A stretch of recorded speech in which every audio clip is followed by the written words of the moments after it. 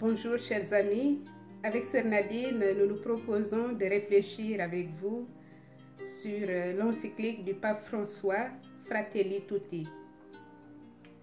C'est une grande joie de vous retrouver chers amis et sachez que je vous porte toujours dans mes prières.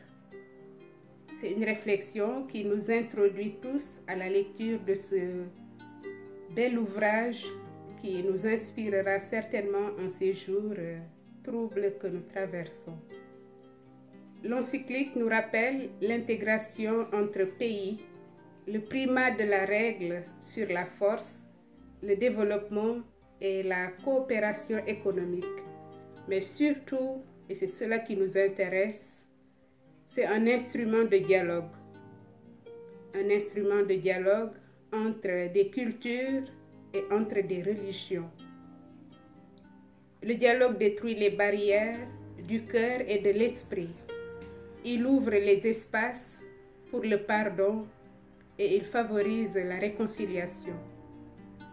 La fraternité n'est donc pas seulement un effort individuel, mais elle constitue un parcours ascendant, déterminé par cette saine solidarité, qui, en partant de la personne, s'élargit pour embrasser la dimension familiale, sociale, étatique, jusqu'à la communauté internationale. L'enjeu de l'encyclique, c'est de bâtir une culture de la fraternité, à travers laquelle le pape François appelle chacun à aimer l'autre peuple, l'autre nation, l'autre religion, et à construire des relations, des règles, des institutions qui abandonnent le mirage de la force, des isolements, des visions fermées, des actions égoïstes et partisanes. Car un monde meilleur ne peut pas se bâtir par l'addiction des intérêts particuliers. Persévérer dans les efforts pour un dialogue interreligieux authentique. Les religions sont au service de la fraternité dans le monde. On sait les efforts intenses menés par le pape pour persévérer dans la vie du dialogue. Le dialogue est l'oxygène et la fraternité entre personnes de traditions religieuses différentes, entre croyants et non-croyants, et avec toutes les personnes de bonne volonté. Et c'est dans la pleine continuité de la mission de l'Église à la lumière du Concile Vatican II.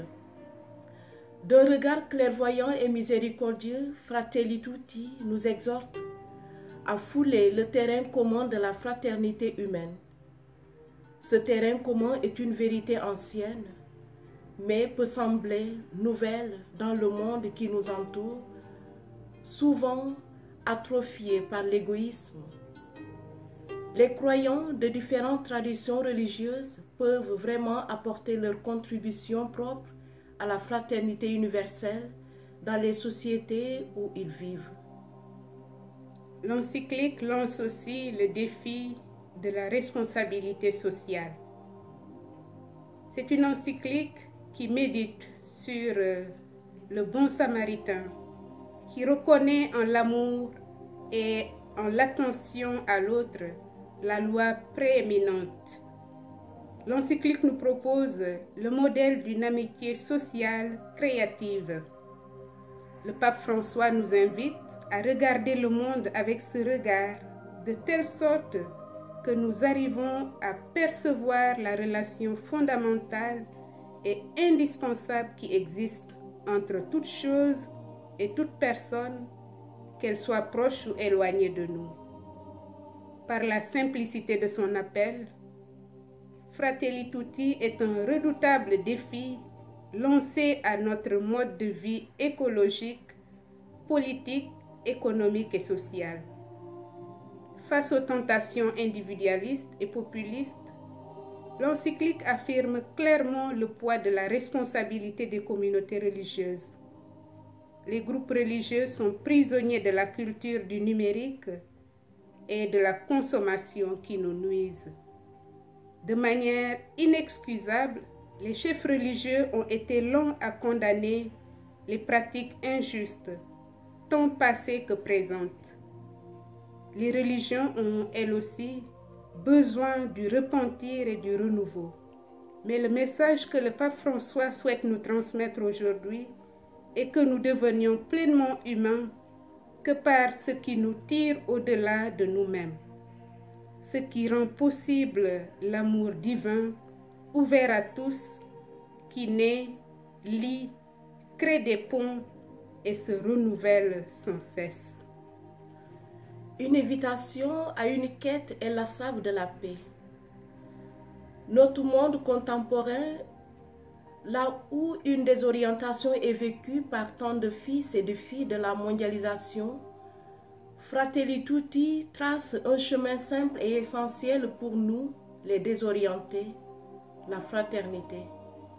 La perte de sens de l'histoire tend à se généraliser. La mémoire se perd dans un présentisme égocentrique ou dans des confrontations exacerbées. Le nationalisme, le populisme exaltent la valeur d'un groupe spécifique contre les autres. Pendant ce temps, ces mots importants, véritables, phares éclairant l'humanité, ont été vidés de leur sens. Fraternité, paix, démocratie, unité. Même après la grisaille du temps, de la pandémie, cette encyclique ouvre un horizon rempli d'espoir, celle de devenir tous frères et sœurs. Un rêve se fait jour pour lequel il faut vivre et se battre, même à main nue. Alors, bonne lecture et à bientôt.